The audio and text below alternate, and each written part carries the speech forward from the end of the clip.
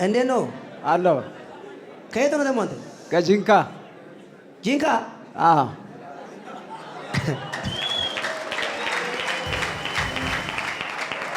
ለአንተ ደግሞ ምንድን ነው ሆነ? ለእኔም ሚራክል የሆነልኝ። እሺ ምን ሚራክል? ሎተሪ። እሺ ምን ሆነ? ቅዳሜ ከሰዓት በነበረው ፕሮግራም ላይ የት? ጂንካ ኮንፈረንስ ላይ። እሺ እዛ ፕሮግራም ላይ ነበርኩና ያው ጸልየው ቃል ሰብኮ መጨረሻ ላይ ለፋይናንስ ለእግዚአብሔር ቤት ዘርዝሩ አሉ። ማን ነው የሚለው? እኔ። እሺ ከዛ በዘይት የጸልዩ ብር ባሪያ ነው ያሉ። በቃ መድረክ ላይ የረገጡ ስል በጣም ውስጥ ያነካኝ። እኔ ብሩ ባሪያ ነው ስል ከዛ በቃ እኔም ለእግዚአብሔር ቤት ከዚህ በፊት ያው ብዙ ሰው ያው ያወራል ዝም ብሎ ማይሆን ነገር ሲያወራ በጣም ነው ውስጥ ከዚህ በፊትም እዚህ ለመምጣት ቲቪን በጣም ነው የሚከታተለው። የእግዚአብሔርን ታምራት ደግሞ በጣም ነው ማምነው። እሺ ከዛ የተነሳ ብዙ ሰው እዛ ብዙ ውጊያ ነበረ። ጥሸት ኩት እዛ ፕሮግራሙ። ኦኬ ከዛ ፕሮግራሙ ላይ ነበርኩ። ዘርዘራ ወጥቼ ያለኝ ከኪሴ። ከዛ በኋላ በዘይት የረጩ ጸልዩልን። ስንት ብር ዘራ? 200 ብር ነው ምናምን የዘራሁት እዛ ፊት ለፊት መጣ። እሺ ከዛ በኋላ ዘይቱን እዚህ ላይ እንትን አድርጌ እዚህ ስልኬ ላይ ቀባውና ማታ ቤት እንደሄድኩ ካርድ ሞላው የ50 ብር። እሺ 50 ብር ካርድ እንደሞላው ቶሎ ብዬ አድማስ ዲጂታል ሎተሪ ቆረጥኩት። ባለ 10 ብር። እሺ ቆረጥኩት። ከአምስቱ እጣ አንደኛ እጣ ማለት ነው። በኢትዮጵያ ውስጥ አሁን ብዙ ሚሊዮን ሰው ነው የሚቆርጠው እሱ። እሺ የዛን ዕለት መጥቼ ከቆረጥኩት አንደኛ እጣ 4 ሚሊዮን ለኔ ወጣ።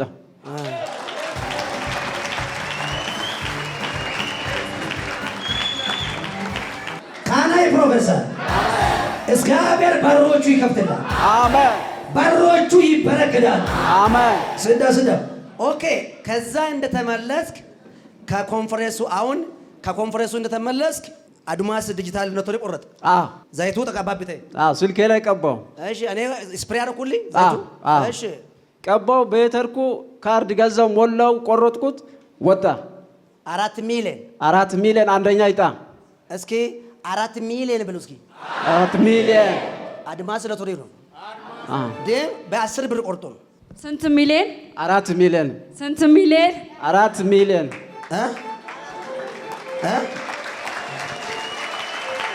እና ይኸው ስማ፣ እኔ አሁን ጂንካ መጋቢት 11 12 መጋቢት 12 መሰለኝ ኮንፈረንስ ነበረው። 12 ማለት ቅዳሜ ቀን ነው። 13 እሑድ ነው። መጋቢት 12 ፋይናንስ ጸልላቸዋል ብሎ ለዛይት ስፕሬ ያደረኩ ነበር። መድረክ ለጉባኤ ብሩ ባራ ነው እያልኩት ስፕሬ ያደረኩ ነበር። እሱ መጥቶ ስንት ብር ነው ዘራው? 200 ብር ነው። ከዛ ስምርት የስንት ብር ካርድ ቆረጠ? 50 ብር። ዘይቱ ፊቱ ምን ሆነ? ምን ሆነ? ሎተሪ ቆረጠ። ስንት አንደኛ ወጣ? አንደኛ እጣ ወጣ። ስንት ብር? 4 ሚሊዮን። ተናገሪ በኢየሱስ። 4 ሚሊዮን ብር። 4 ሚሊዮን። 4 ሚሊዮን ምን አትናደዱ። 4 ሚሊዮን ነው ምንም። አሁን 4 ሚሊዮን ነው ጌታ ሰራውለት። 4 ሚሊዮን ነው። አሁን እኔ ጂንካ በዘዌ 855 ነፍሶች ድነዋል። እሱ ነገር እንኳ ባይኖር አንተ ብቻ ጌታ ስለቀየረ እንኳ ጂንካ መጣ። አሜን።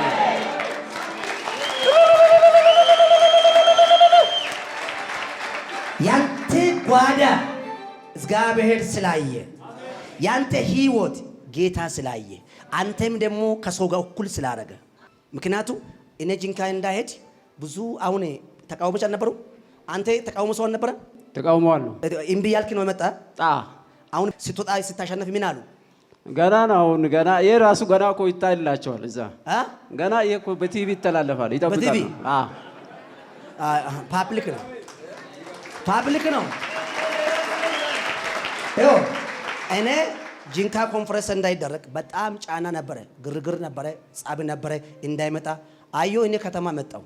ከከተማ እኔ የወጣ ራሱ ወር አልሞላም። እኔ ከተማ ወጥቼ ወር ሳይሞላ 4 ሚሊዮን እጣ ደርሶ ወስማ አገልጋይ ምንድን ነው? አንድ ነብይ ማለት የሆነ ከተማ ይረግጣል፣ በሱ ምክንያት የሆነ ሰንበዴ ይለወጣል። አሜን።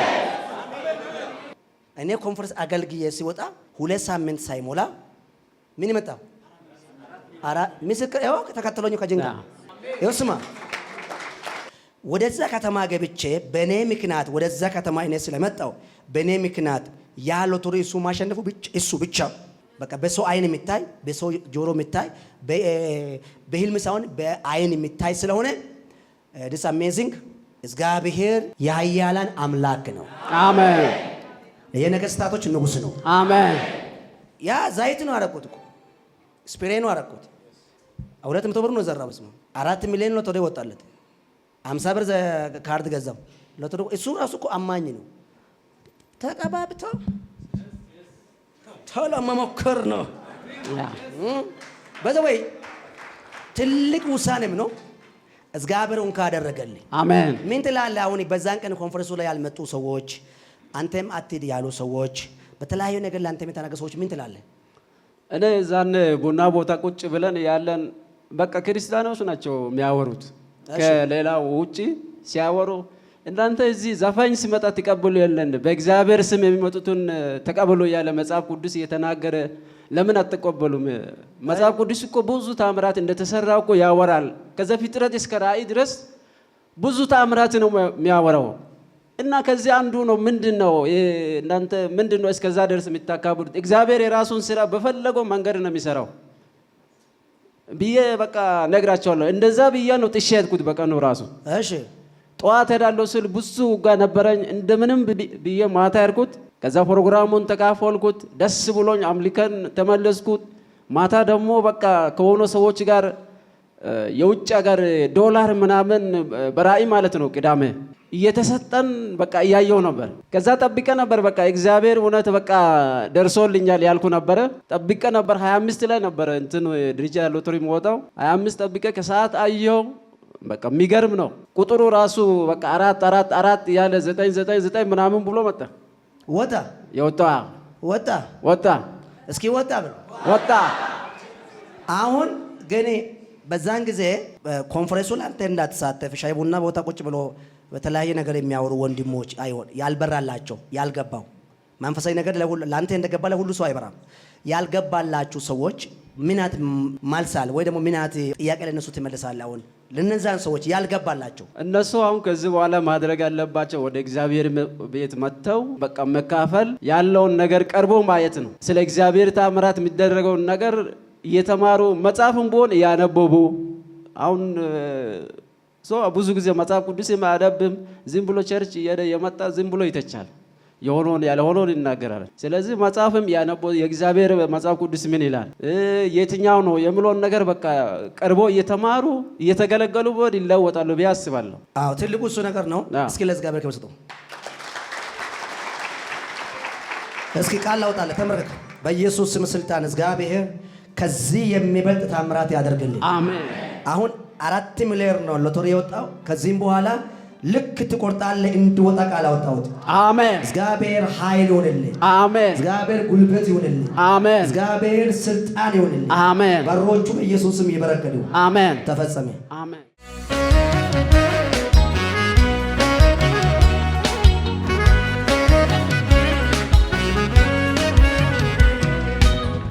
ስሜ ያው ሀብታሙ አታ ይባላለሁ። ከጂንካን የመጣሁት ያው ሊመሰክርም የመጣሁት ያው ፕሮፌት ጂንካ ላይ በነበረው ፕሮግራም ያው ቅዳሜ ከሰዓት ቃል ሰብኮ ከጸለየ በኋላ ዘር እንድንዘራ የእግዚአብሔርን ቤት ስራ እንድንሰራ ጠይቆን ያው መድረክ ላይ የወጣን ዘር የዘራን ነበርና ፕሮፌትም ያው በዘይት እየጸለየልን ነበር። ከዛም በዘይት ጸለየልኝ። ዘይቱን እንደገና ስልኬ ላይ ወስጄ ቀባውና ማታ የዛን ሰዓት ቤት እንደርኩ የ50 ብር ካር ገዛው ስልኬ ላይ ሞላው።